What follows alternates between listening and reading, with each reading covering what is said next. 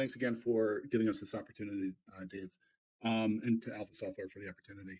So we are Evolytix. We are a custom software development shop based in Connecticut, and for the past year and a half, we spent a lot of time developing a data analytics, an AI-assisted data analytics and reporting platform. A big piece of our business is in the development of custom database applications, and we spent many years doing that as well. This is our platform. What you're looking at right now is the home screen. It will show you some of the recent charts and graphs and data sets that you've worked on, as well as anything that was shared with you by other users. And the application is really organized into three areas, or three steps rather. The first step is to, as you'll see indicated on the left-hand side here on the menu, the first step is really to connect to your data. So you can either connect to your data through a live connection string or connection link, or you can import your data. That won't be live, but users have the option of importing any data that's in a CSV file. I just want to point out that you can either, with Connect, you can either establish a live connection to a database, SQL database, whether it's MySQL, SQL Server, Postgres, etc. There's really many options to connect to a live database, or you can import any file that's a CSV file. So for the purposes of this demonstration, we're going to work with data that has already been imported as a CSV file. But if we want to do it as simple as dragging and dropping your CSV file into the main window here, and the system will walk you through that import process, which is very easy, and you got going. So with that said, we're going to hop into the transform step, and I'll open up what we call our dashboard, which is our AI assistant, for this application. And what we're going to do is everything is conversation based, much like ChatGPT. And so what we're going to do is start a new conversation. And for this new conversation, get away a little bit here. I'm going to use a data source that we've imported. It's called the Superstore data set. You might have used it if you worked in Tableau before. And it's hundreds of thousands of records on transactions, on sales transactions. So it will provide a really good basis for our demo today. So what I'm going to just do is here, I'm going to say I want my custom user imports, or if I wanted to use any connection string, this is where I would actually select the connection string that I would like to use. And I'm going to select the data that I want to look at. In this case, as you can see, I've imported it a whole bunch of times here. We're just going to select one of these instances, one of these cases here, Global Superstore Dataset 2, and I'll say Global Superstore Convo. I'll start a conversation. So just to give you some context for what we're looking at, and also, when you do this, when users use the application, you may import data and then forget about it for days and come back to it and start a new conversation and say, gee, I don't even remember what the data looks like. So we have a nice little preview window here that will show you what the data looks like. It'll show you the first 15 records of the data, so you can get a good foundation for what you're looking at and what you want to transform on. So that's basically what the data looks like. It has a lot of information from order ID to shipping date to customer name, really at a very granular level. This is all fictitious data as well. So let's close out of this. And then on the left-hand side is a list of available fields in the data. So these can be a reference if you're not sure if certain information is available as you're typing out a request. You can have this as a good reference guide. So what I'm going to do is I'm going to type in our first request to transform this data. And suppose I wanted to get, as a use case, just something very basic. We'll start with total sales by market. So down at the bottom here is my prompt for a request, and I'll type in total sales by market.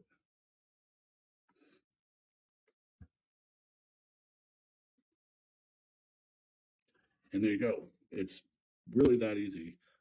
This gives you The results are your aggregates your total sales, sums up your total sales by market, and returned with this is an explanation of what was actually done.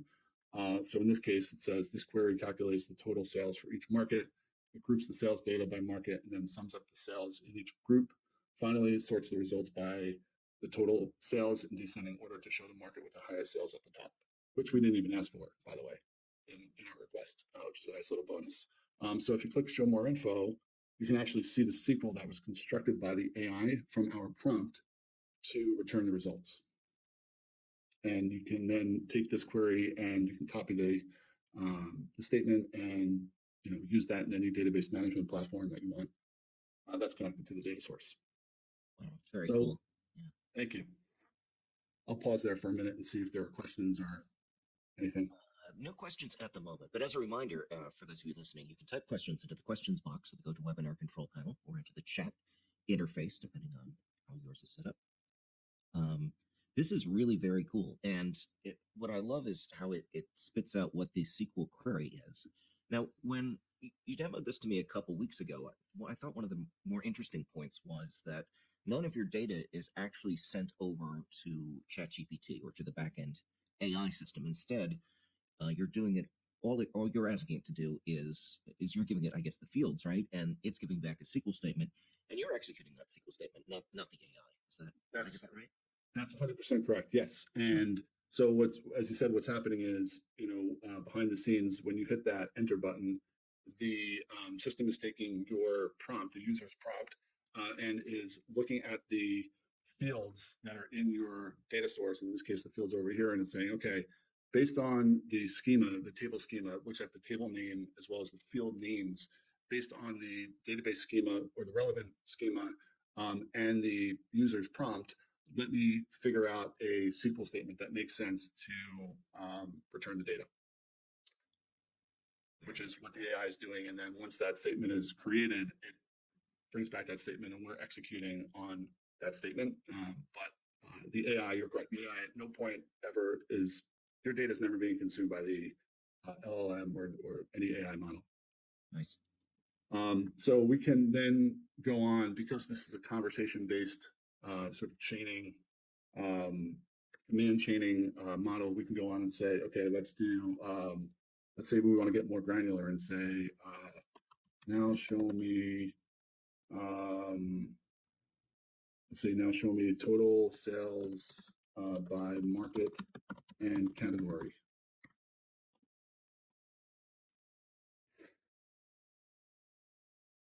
And it will show you total sales by market and brings in the category as an additional field. Again, it's showing you in plain English what it's doing, as well as returning the actual SQL. Now, let's say we want to do something a little bit fancier. We want to do calculations. So we want to see, and I put in wanted there intentionally to show you that there's a lot of flexibility in how you can. I love it. Yeah. I've used various expletives in the past, which I won't do today. Thank you. We want to see total sales by, want to see sales by market against total sales overall. And so hopefully this will create a new column that has a percentage that is, actually calculated the total sales. So it thought we just wanted to see the total sales. I say I want to see a percentage for each.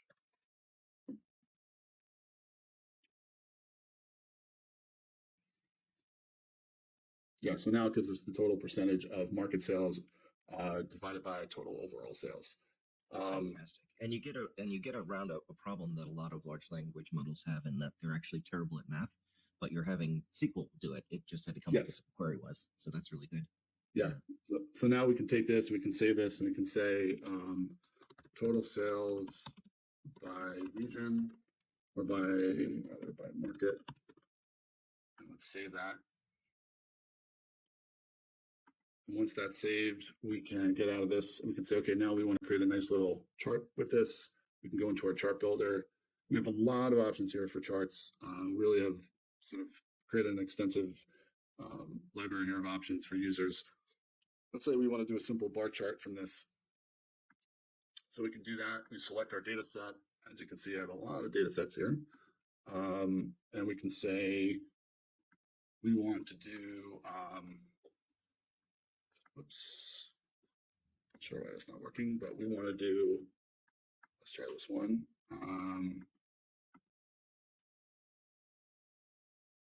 Let's do total sales by market.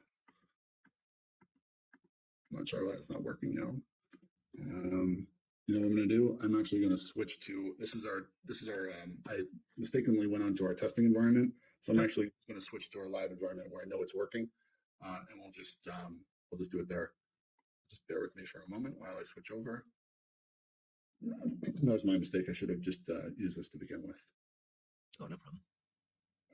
This takes just a second to load. So I'm shocked that no one has asked this because I'm sure it's top of mind, but what did you use to do the charting? What library did you use? So we're using Apex charts.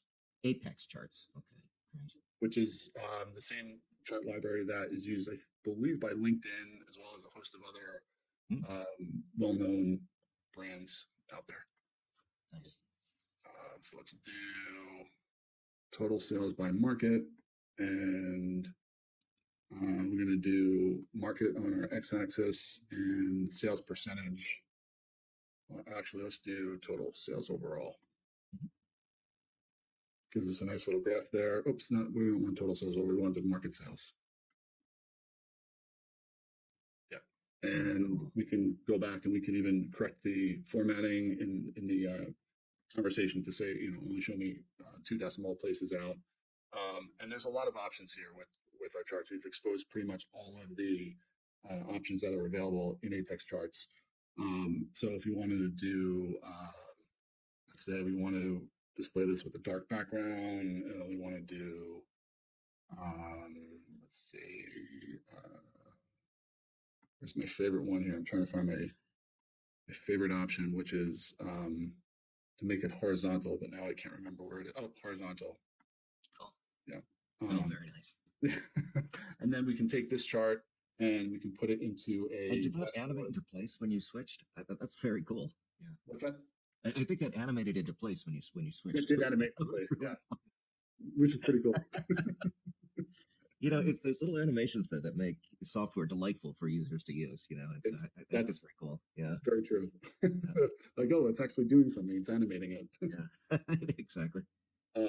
So that's we can go back and just give this little title here. We can say total sales by market. Let's center this. We don't want a subtitle. We'll save this.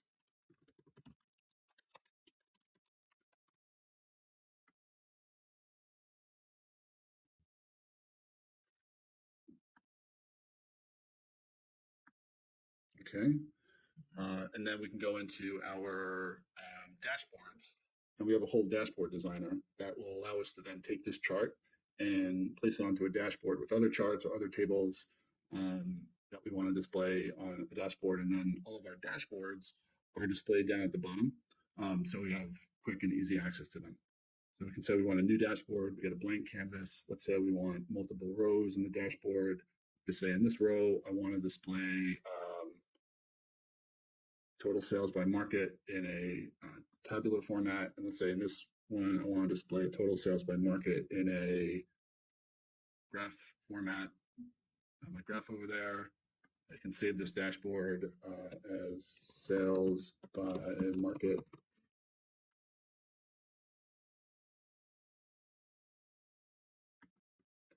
And then I can go into my menu designer and I can assign that dashboard as a menu item to say we want a sibling, and we want this to be sales by market, and we can leave it open. We'll say sales by market. We'll give it a little icon here. We'll say the icon is this. We'll save it. And now it appears on the left over here. Cool. Yeah. So every time you go in, you can see that whenever you log in. So you're creating your own little mini application here every time you create a little dashboard. So Nice. that is soup to nuts, really the flow of the application. Um, and as you can see, really as I mentioned before, the magic really happens at the transform stage, where we're allowing the user to, create meaningful transform data from their raw data without having to use any sort of the, traditional reporting, um, sort of tools, choosing fields, choosing sorts and filters. This is a very intuitive natural language approach to analytics and reporting. Very, very cool. It's such a great idea to use AI to write the SQL queries for you. I mean, a lot of us have been using it for assistance in coding, so why not SQL as well? Right. It's just very, very neat. So So we it's a have a couple logical step. questions that have come in. The first is, which I thought was kind of a cool one, is can the AI see or suggest possible relationships between tables? Or is it right now just one table at a time that it kind of deals with? So no, the answer is yes. Oh, okay. If you have, you can when you're building out when you're building out a conversation, when you're starting a conversation, you can select multiple tables. I don't have one that I can show you that doesn't have confidential information, unfortunately. Okay, that's Um, fair. Yep. but you can select, say, if you want patient demographics, and that has patient ID, and you have another one that has patient diagnosis that also Yeah. has patient ID. The AI is smart enough to know that there's an ID, there's a common ID between the two tables, even if it's not named exactly the same, even if one is named patient underscore PK and the other one is named patient ID. Yeah. It will know that it's smart enough to know that that's actually the same, it's referencing the same information. Oh, that's very smart. The other question is, how are you offering this? Is it, do you sell it as a SaaS basis? Is it something that you include in applications that you develop for other people? Or is it all of the above? What's, Yeah, it's all the above. It's uh, mainly we're selling it as a standalone SaaS application. What the suggestions is, it's a pretty cool feature and pretty powerful. Is if you're looking at this data and you've either never seen it before, so you don't even know where to start, yeah, or you're having a complete block with where to start right. in You want analyzing to this do some data. brainstorming against the data, but you're not really, yeah. Exactly. Okay. This will generate ideas just based on the table schema. This will generate ideas for you to look at. So we're going to look at the global superstore example right now. That's very small, so I don't know if you can see that, but let Yeah. me zoom just a little bit Yeah, more. that's good. Thanks. So in this case, it will give you 5 suggestions of things to look at. Um, uh, yeah, Oh, that is very clever. So and not then only we does can it show you what you want to look at, it actually suggests what you might want to look at, which is, exactly. yeah, So we can even say try it, and it will auto-populate into the conversation window. It will create a new conversation automatically. yeah, We'll think of a query based on that, and it will return your data. very, very cool. Let me see. I don't see any other questions here, but do you have a website that our users could visit? Yeah, absolutely. Just It's pop that just up on about, your, just pop it up on your screen, and you yeah, can take a look at your the site there. it's evolytix.com, evolytix.com, and Evolytix. I'm sorry, I was pronouncing it incorrectly at the beginning of the show, but that's Evolytix. okay. No All right. worries. Wonderful. Excellent. Hey, Yeah, Scott and Larry, Paul, thanks so much for showing up today. Really appreciate it.